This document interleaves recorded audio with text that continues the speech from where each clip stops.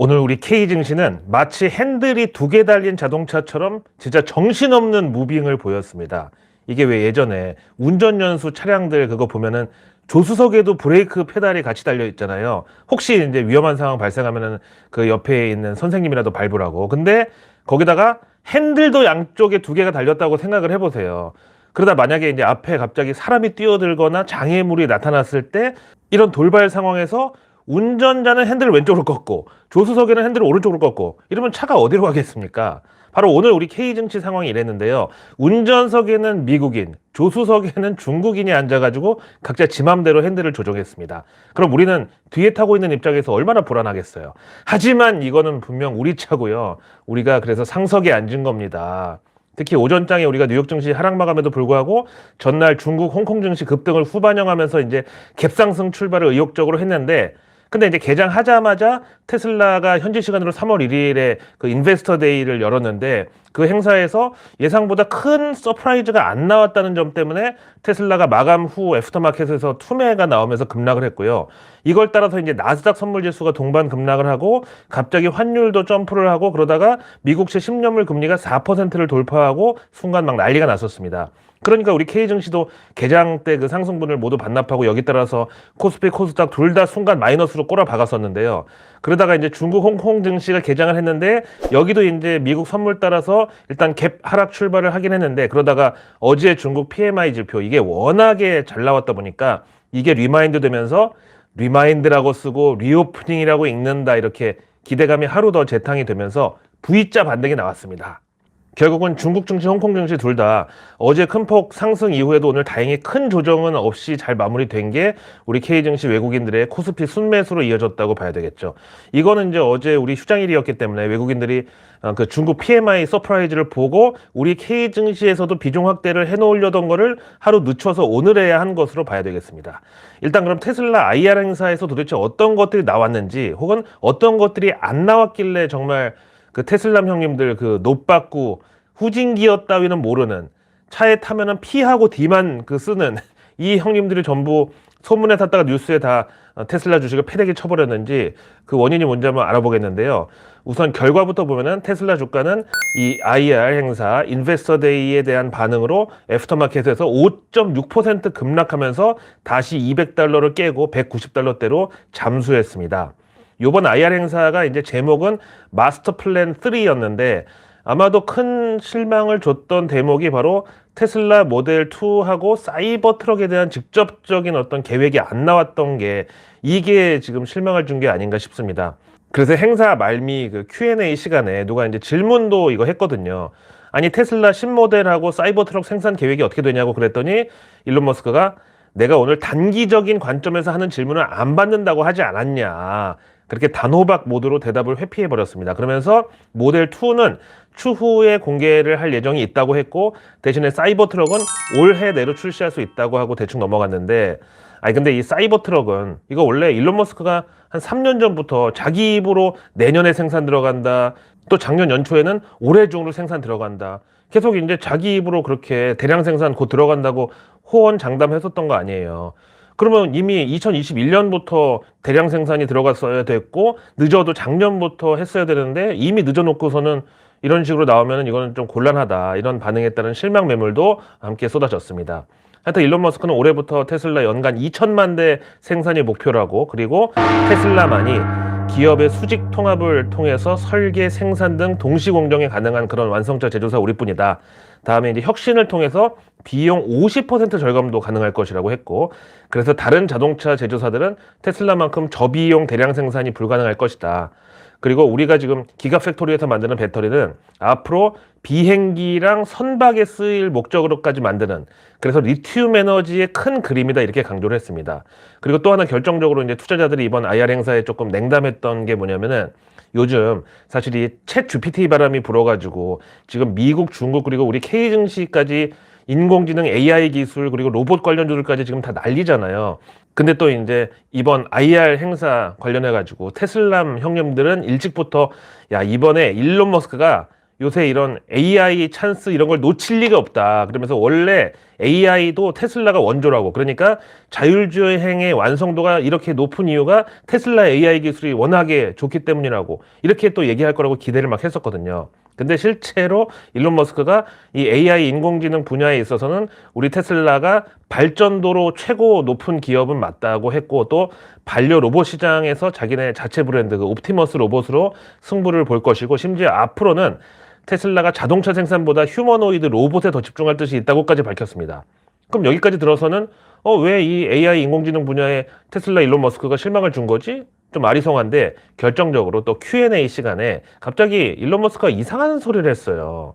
앞에서는 이제 AI에 대한 근자감 막 얘기하다가 일론 머스크가 갑자기 또 무슨 조울증이 도졌는지, 하여간 Q&A에서 이제 질문하는 사람이 나름대로 조금 띄워준답시고, 테슬라는 그동안 자율주행 소프트웨어 그 FSD를 판매해서 이미 수익을 올려왔으니까 이미 AI를 상용화한 AI 기업 아니냐고 그렇게 물었더니, 일론 머스크가 갑자기 AI는 규제가 필요한 분야라고, 그리고 내가 이런 AI 발전의 부작용을 또 가속화한 게 아닌가 조금 걱정이 된다고 또 갑자기 이런 씹선비 같은 소리를 했어요. 아니, 이게 갑자기 무슨 말이죠? 무슨 백종원 형님이 김치찌개에 설탕 막 퍼부으면서 아유 이거 식당 김치찌개 맛 비결이라고 해봤자 별거 아니죠? 그랬다가 갑자기 사람들 막 잘 먹는 거 보더니 근데 내가 사람들 비만을 좀 부추긴 게 아닌가 좀 미안해질라 그래요. 이런 상황도 아니고. 하여튼 그래서 여기서 갑자기 투자자들이 이게 뭔 소리야 갑자기 김팍 새가지고 투매가 나오면서 주가도 급락을 했는데, 근데 이제 원래 사람들이 기대했던 대답은 일론 머스크가 요새 그 챗 GPT인가 뭔가 그거 갑자기 지금 바람 불어가지고 다들 난리인데 그까이 거 우리 테슬라는 이미 몇 년 전부터 AI 인공지능 기술만큼은 뭐 세계 챔피언 수준이다. 그리고 뭐 인터넷 기업들이 인공지능하고 말 몇 마디 주고받고 뭐 그런 단순한 장난감 같은 기술 가지고 나대는데, 우리 테슬라는 차에 딱 타가지고 배고파 한마디만 하면 바로 그 전격 제트 작전에 있는 그 키트처럼 주인님은 오늘 점심에 뭐를 먹었고요, 저녁 메뉴로는 멕시칸 푸드를 추천합니다. 그러면 그래 어디 멕시칸 푸드 잘하는 데 있어? 그러면 이제 또 갑자기 테슬라가 알아서 근처 뭐 타코 맛집하고 어디는 별이 몇 개고 또 거리는 얼마 걸리고 이렇게 모니터에 쫙 띄워줘. 그럼 나는 그냥 오늘은 여기다 하고 말 한마디만 하면 바로 그 테슬라가 그 가게 앞에까지 다 데리고 가가지고 주문부터 계산까지 다 해결해주고, 나는 그냥 앉아서 먹고 갈 건지 포장해 올 건지 그것만 정하면 되는 그런 완전체 인공지능 기술을 가진 회사가 바로 우리 테슬라다. 이렇게 얘기한 게 아니라 이렇게 얘기해 주기를 기대했다는 건데, 근데 일론 머스크가 갑자기 무슨 소크라테스 같은 소리를 한 거예요. 그리고 작년부터 그렇게 입이 닳도록 얘기했었던 그 옵티머스라고 하는 휴머노이드 그 로봇, 사실 대충 시제품이라도 이번에 공개를 좀 해가지고 걔가 명색이 반려 로봇이면 뭔가 사람하고 대화도 좀 하고 그 다음에 뭐 등도 좀 긁어주고, 이거 쉬운 기술 아니야 이거. 그렇게 뭔가 좀 쇼라도 좀 해줬으면 좋았을 텐데, 그러면 이제 그 뭐 빅테크들 구글이나 마이크로소프트 뭐 엔비디아에서 말하는 챗 GPT 기술 그 정도는 무슨 앵무새 4차 산업혁명 버전이냐 뭐 그까짓 거 몇 마디 떠드는 거 누군 못하냐, 이렇게 거의 그냥 애들 장난 취급하면서 완전히 그냥 우위로 올라설 수 있었을 텐데, 이번 테슬라 IR 행사에도 역시 그 로봇의 실물은 없고 그냥 또 그림으로만 보여줬어요. 그야말로 그림의 떡. 그거는 성인 로봇 얘기할 때 죄송합니다. 하여간 요새 아주 그냥 AI 인공지능 전쟁입니다. 지난 2월 달에는 구글하고 마이크로소프트가 정말 혈투를 벌였었는데, 이번에 3월 되자마자 마이크로소프트가 또 지금 치고 나오는데요. 이제 구글에 크롬이 있고 마이크로소프트에는 빙이라고 하는 그 검색 엔진 겸 그 구동체계 있잖아요. 근데 이번에 윈도우 11 업데이트 버전에 이 빙에다가 AI 챗봇 기능을 추가할 것이라고 마이크로소프트 측이 오늘 밝혔습니다. 자, 간밤에 이제 미국에서는 일단 매도 우위 속에 하락으로 3월장에 스타트를 끊었는데요. 그 이유는 이번에 나온 ISM 제조업 지수가 매우 안 좋은 조합이었기 때문입니다. 일단 수치는 경기 확장과 경기 위축의 기준선인 50선 밑에 47.7로 나왔고요. 근데 이거는 예상치하고 비슷했기 때문에 이 헤드라인 넘버 자체는 문제가 아니었습니다. 근데 세부 항목들을 보니까 뭐 생산, 고용, 중간 납품, 재고 이런 것들은 모두 하락세인데 유일하게 상승한 게 신규 수주하고 투입 비용, 즉 생산 단가였어요. 그럼 바로 또 인플레이션의 이런 악몽이 떠오르잖아요. 이제 그럼 이번 ISM 제조업 지표 2월분 결과로만 가지고 봤을 때 미국 제조업체들이 지금 처한 환경은 성장이 점점 둔화되면서 원재료 가격 같은 생산 단가는 또 올라가는 이런 상황을 7자로 줄이면 스태그플레이션이죠. 여기에 대해서 브레이언 캐피탈의 콘레드 디쿠아드로스 이코노미스트는 이번 ISM 지수를 해석하는 데 있어서 모순을 발견했다고 그러면서 2월달 제조업 경기가 둔화됐지만 이게 경기 침체를 시사한다고 보기에는 원재료 가격은 또 상승을 했다는 게 모순이다. 즉 경기 침체의 전조 증상으로는 제조업 생산과 재료비가 동시에 하락을 해야 되는데 이번에는 생산은 줄고 재료비만 올랐다. 그래서 이제 이거는 생산 단가가 올라서 생산이 위축됐다고 보는 게 맞을 것 같다. 그럼 이게 바로 미국에서 지금 인플레이션 전혀 못 잡고 있고 안 잡히고 있다는 증거죠, 뭐. 자, 이제 3월 접어들면서 월가에서도 중장기 전망 차원에서 하우스 뷰가 막 쏟아졌는데요. 먼저 하그레이브스 랜스다운은 코로나와 봉쇄 정책은 이제 중국을 끝으로 역사 속으로 남겨졌다. 그리고 설비 가동률이 증가하면서 중국발 에너지 원자재 수요가 강력한데 요즘 우리 미세먼지만 봐도 이거는 느낌이 팍 오죠. 이게 이제 올해 시간이 갈수록 더 심화될 것으로 예상한다. 그게 바로 인플레이션을 압박하는 요인이다 이거죠. 다음 글로벌트 인베스트먼트 측은 2023년 증시가 1월은 압승, 2월은 판정패 이렇게 기록을 했는데 문제는 이제 3월 3라운드가 어떻게 될 거냐. 근데 1월 당시에는 증시도 경제 지표도 너무 좋았던 게 결국 2월달 성적에 독이 된 것이라고. 근데 이런 현상은 정말 건전한 경제 회복기에는 일어나는 일이 아니라고 간주를 하면은 그럼 이제 3월 증시는 2월분 고용 지표하고 인플레이션 결과에 달려 있다고 봐야 된다. 그럼 이걸 반대로 얘기하면은 2월이 부진했다는 거 그냥 단순히 그거 하나. 그다음에 2월 경제 지표가 고용부터 인플레까지 다 안 좋게 나오면은 3월장도 상승한다. 아 이게 무슨 제대로 된 증시의 경기 선행 기능이냐고요. 아니라는 거죠. 이어서 그린라이트 캐피탈은 현재 인플레이션이 완전히 꺾인 게 아니라 인플레이션의 상승폭이 둔화된 그런 것뿐이라면서 이거를 완전히 인플레가 물러갔다고 오판한 결과 미국채 장단기 금리가 다시 상승을 시작했다고 분석했습니다. 그러면서 연준은 여기서 주가가 더 하락하기를 지금 바라고 있으며 그래서 연준은 시장 참여자들의 예상보다 금리를 더 많이 쳐 올릴 것이라는 전망입니다. 다음 이제 오늘 새벽 미국채 10년물 금리가 잠깐 4% 위로 딱 치고 올라갔다가 다시 반락을 해서 4% 밑으로 떨어지면서 끝이 났는데 그러다 정작 우리 K증시 개장하고 현지 시간 오밤중에 계단식으로 터벅터벅 올라가더니 마침내 4.028%까지 오늘 아시아장 개장 중에 미국채 10년물 금리가 급등을 했습니다. 이거는 이제 미국 마감하고 현지 시간 밤 11시에 미네아폴리스 닐 카시카리 총재가 인터뷰에서 밝힌 내용 때문인데요. 본인은 지난 12월에 비해서 연준 금리 전망을 더 상향하는 게 맞다고 생각한다. 그러면서 연준 금리 상한선을 지금 논의가 있는 5.1이냐 5.2냐 말고 아예 5.4%로 올리고 그 수준에서 한동안 유지를 해야 될 것이라고. 그러니까 이제 저번에 한번 얘기했는데 우리가 이제 게임하다가 벌칙으로 이거 손목 때리기 있잖아요. 철석. 근데 한 대를 그냥 세게 전속력을 빡 때리고 끝나는 게 좋냐 아니면은 소리가 조금 덜 나더라도 뒷심까지 더해가지고 쫙 하고 지지기 있잖아요. 이것까지 이제 들어가자는 전략이 나오는 거예요. 이걸 이제 통화정책 용어로 스탑 앤 홀드라고 하잖아요. 하여튼 이렇게 강력한 매파적 발언을 한 게 미 국채 10년물 금리가 정작 오늘 아시아장에서 계단식 상승을 하는데 지대한 영향을 미쳤습니다. 그러면서 닐 카시카리 총재는 다음 FOMC에서 본인은 0.5% 금리 인상에 대해서 오픈 마인디드라고 즉 우리말로 하면 열린 마음을 갖고 있다라고 하면서 오는 3월 22일 FOMC 성명서 발표 때 자신은 0.5% 빅스텝 금리 인상에 표를 던질 것으로 나올 것이다라고 미리 힌트를 준 거라고 볼 수가 있겠습니다. 그럼 이제 미국채 10년물 금리 4%가 의미하는 뭐냐 하면은 바로 작년 말 그 9월 당시 급락장에서 코스피 2200도 깨지고 2150까지 밀리니까 야 이거 2000포인트까지 내려가야 바닥이다. 또는 아니다. 2000포인트도 장담 못한다. 막 난리 났었던 그때 당시 그 미국채 10년물 금리가 4% 넘겼던 가장 최근 사례거든요. 그럼 여기서 이제 과연 키를 쥐고 있는 주체는 어디냐? 현재 월가에서는 일본 중앙은행 BOJ 신임 총재의 입을 주목하고 있습니다.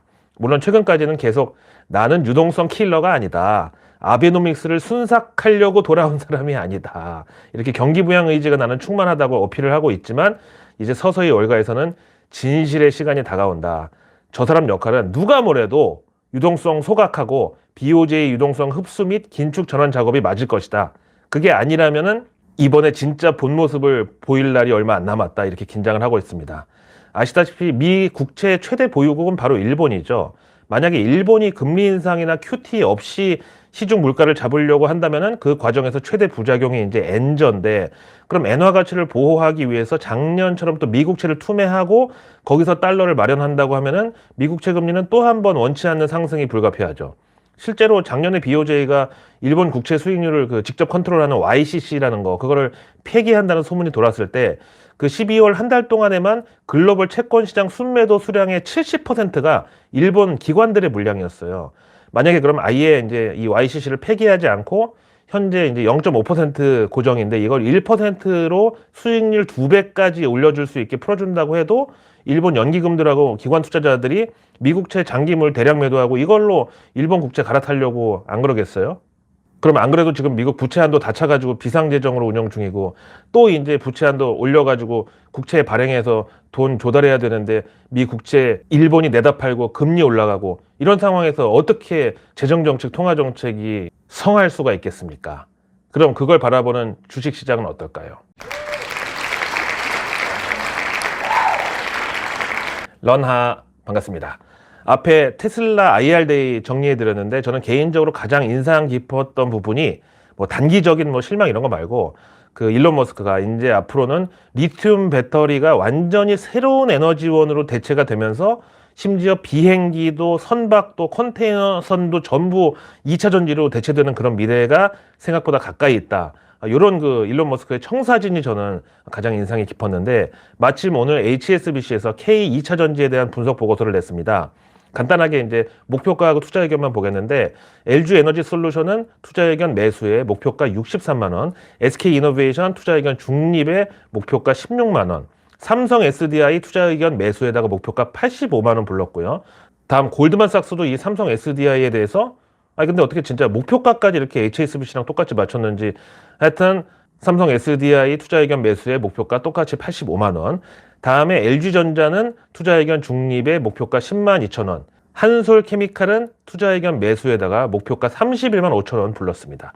이어서 오늘 우리 코스피 전체를 견인한 K오토에 대해서 모간 스탠리는 먼저 오버웨이트, 비중 확대 종목에 HL 만도, S&T 모티브, 그리고 기아.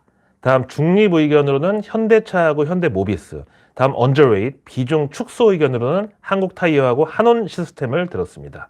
참 한온 시스템 같은 거 보면은 왕년에 진짜 수소 테마 대장주로 엄청 날렸었는데 지금 주가 보면은 진짜 유구무원입니다. 한온 시스템 그 코로나 유동성 장세 때 최고가 2만 원 찍었는데 그때 뭐 목표가 막 5만 원 나오고 난리 났었거든요. 오늘 이제 만 원도 안 되고요. 그 다음에 똑같이 이 수소 테마의 양대 산맥이라고 했던 뉴로스, 이건 그냥 상장 폐지. 다음, 이거 이제 제가 어저께 영상에서 말씀드렸다가 댓글창이 상당히 뜨거워졌습니다.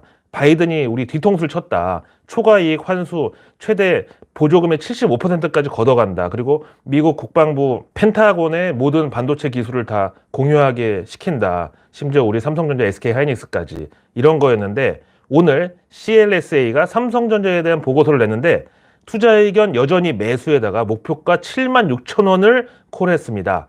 이렇게 의견을 낸 걸로 봐서 일단 바이든 정부의 초과이익 환수 그 up to the 75% 이거에 대해서 큰 의미 부여는 외국인들이 아직 하지 않고 있구나 라고 안심은 됩니다. 다음 제 친정 시티그룹 리서치에서는 카카오뱅크에 대해서 목표가를 기존 21,400원에서 오늘 25,600원으로 상향했고 대신 투자 의견은 아직도 중립을 유지했습니다. 그 다음에 NHN 역시 목표가는 기존 28,000원을 오늘 31,000원으로 상향했지만 역시 투자 의견은 중립으로 유지했습니다. 다음 요새 자꾸 댓글로 미국인 존 리가 다시 돌아와가지고 활동을 시작했다고 저한테 막 알려주시는 분들이 계셔가지고요. 이미 저도 다 알고 있고요. 이번에는 뭐 가족 금융 캠프 뭐 이런 거를 운영한다 그러더라고요. 온 가족을 불러가지고 돈만 생기면 무조건 다 주식 사라고. 그러면 오토매틱으로 부자 된다고. 그럼 은퇴 준비금하고 다 끝나는 거라고 뭐 그런 내용 같은데 이 미국인이 다시 돌아온 거 보니까 저는 아직 하락장이 아직 안 끝났구나. 정말 제대로 된 찐바닥은 아직 안 나왔구나. 이런 느낌이 들고요. 한 번 더 지하 150m 안반수를 맛볼 일이 남았다. 이런 생각입니다. 게다가 그 미국인 존 리 주변에 있던 어떤 사람이 저한테 이제 얘기를 해주는데 이제 뭐 금융사 대표 직함도 내려놓고 그래서 하여간 누구든지 걸리기만 하면 가만 안 둔다고 뭐 지금 그렇게 벼르고 있다는 것 같은데, 그러나 제가 지금 이미 들어온 소송만으로도 사실 만신창이가 된 입장이긴 하지만 이 미국인 존 리만큼은 무조건 상대해 주겠습니다. 뭐 더 이상 저도 손에 더러운 거 묻히는 거 좀 피하고 싶지만 다른 사람은 몰라도 이 미국인만큼은 제가 뭐 소송도 좋고 토론도 좋고 뭐 욕 배틀도 랩 배틀도 다 좋고 다 좋으니까 진짜 지난 코로나 유동성 장세 때 그 진짜 전 세계적인 보건 의료 위기를 틈타가지고 우리 순박한 주린이 분들 코스피 3,300 갈 때까지 계속 가스라이팅하고 그래가지고 LG 생활건강 170만 원, 카카오 17만 원, 하이브 40만 원, 삼성전자 9만 6천 원 이렇게 들어가가지고 물리게 만들고 지금 2년 넘게 고통받고 계시는 그런 사이에 자신도 모르게 주식 중독자가 돼버린 우리 주린이 분들 어떡하냐고. 그래서 제가 이런 분들을 위해서라도 대신 싸우겠습니다. 소송 비용은 뭐 대리운전을 하든 하여튼 무조건 제 노동의 대가로 충당할 거고요. 책팔이 이런 거 안 합니다. 그러다 어느 날 제가 안 보이면은 잡혀가서 노역하는 줄 아세요.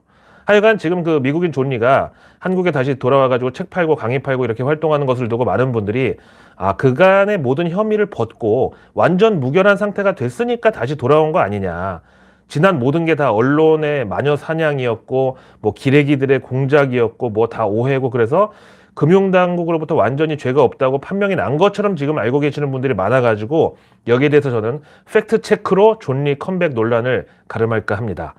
이 미국인 존리 전 메리츠 자산운용 대표가 본인이 대표로 있던 메리츠 자산운용에서 본인의 대학교 동창이 운영하는 부동산 P2P 투자회사에 지분 투자했고요. 또 이 미국인 존리가 자신 부인의 명의로 차명 투자까지 함께 했다는 의혹에 대해서 금융감독원이 지난 6개월 넘게 이해상충 거래 그리고 차명 투자 의혹 등의 조사를 실시한 결과 이번 1분기 그러니까 늦어도 3월 말 전에 제재심의위원회를 개최한다고 밝혔습니다. 여기서 참고로 말씀드리면은 아예 혐의를 벗었다든지 아니면 의혹이 사실과 전혀 딴판이었다는 게 입증이 됐다면 아마도 제재심의위원회는 열리지 않았을 것으로 봅니다.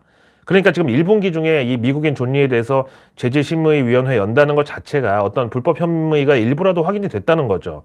원래 범죄 수사도 재판해가지고 판결 나기까지 한 6개월에서 길게는 막 2년까지 걸리잖아요. 그리고 이번에 이제 제재심의위원회 열려도 보통 이런 심의위원회는 당사자 의견 소명부터 해가지고 그로부터 또 한 60일 정도가 소요가 된다고 해요. 그럼 이제 한 5월 말 정도까지는 결과가 무조건 나오는 거죠. 근데 비슷한 혐의로 금융위원회 조사를 받은 강방천 전 에셋플러스 대표이사는 이미 제재 결정 내려지고 끝이 났거든요. 근데 미국인 존리는 왜 이렇게 일정이 늦어지느냐? 뻔하죠. 둘 중 하나입니다. 혐의 사실이 너무 많고 광범위하고 또 사안이 중대하든가 아니면 본인이 조사에 협조를 안 해가지고 조사하는데 시간이 많이 걸렸든가 둘 중 하나입니다. 하여튼 이번에 뉴스원의 단독 취재 결과에 따르면 미국인 존리는 이 제재심의위원회 관련해서 사전 통보 받은 게 없냐는 질문에다가 따로 전달할 입장이 없다 이렇게 전했다고 하고요. 그러니까 아직 제재심의위가 열지 않았다고 해서 그게 마치 자기는 죄가 없고 다 끝난 것처럼 저렇게 다시 유튜브에 강연에 뭐 책 출판 기념회 저러고 다니는 것 같은데 금감원에서는 분명 올해 1분기 중에 그러니까 늦어도 3월 중에 이 미국인 존리의 이해상충 투자 차명 투자 의혹에 대한 제재심의위원회를 열겠다고 공표를 한 상태입니다. 아니 그나저나 왜 이런 외국인을 우리 정부에서는 비자를 계속 연장해 주는 거죠? 뭐 관광 비자로 들어왔는지 아니면 비즈니스 비자를 뭐 어디서 받았는지 모르겠지만 하여튼 유승준은 안 되고 왜 이 미국인은 들어와도 되는 거죠? 하여튼 이번 제재심 결과 나오면은 그때 가서 어떻게 하는지 한번 보겠습니다.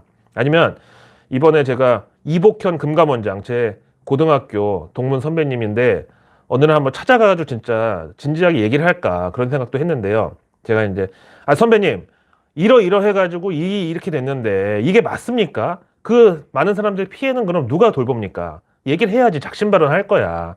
그러면 이제 그 이복현 금감원장께서 제 얘기 다 듣고 바로 옆에 있는 비서실장한테 이제 딱 한마디를 하겠죠.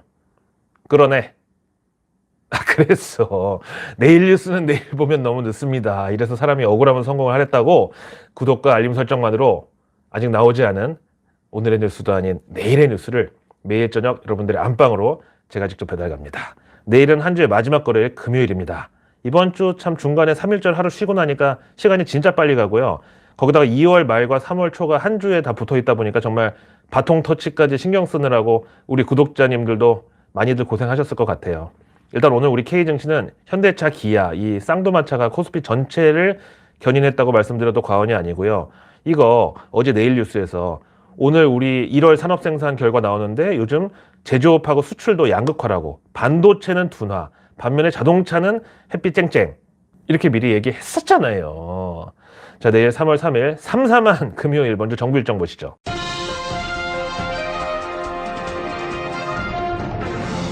우리 정부가 국가 미래전략 정책 토론회를 개최합니다.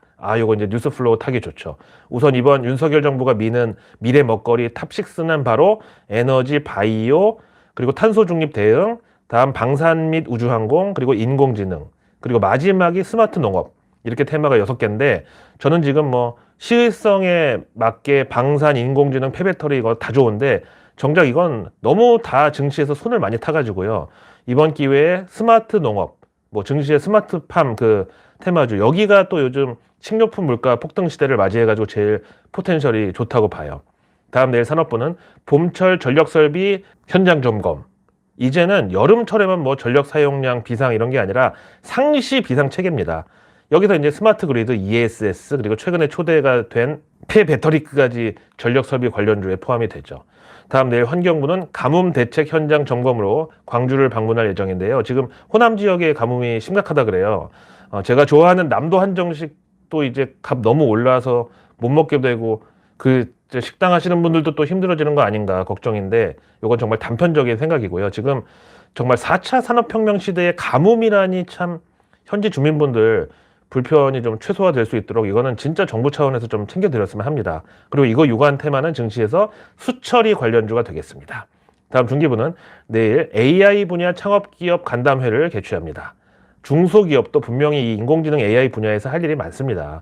무조건 뭐 대기업이나 R&D 인프라 그런 거 빵빵한 빅테크들만 할 수 있는 건 아니죠. 다음 내일 금요일에 경제지표로는 우리 1월 온라인 쇼핑 동향이 공개됩니다. 자, 오늘 하루도 고생 많으셨고요. 저는 주말에도 고라니의 눈으로 째려보고 있다가 상위 1% 정보 취급자들만 독점하는 정보가 있으면 바로 영상 켜고 돌아오겠습니다. 항상 고맙습니다.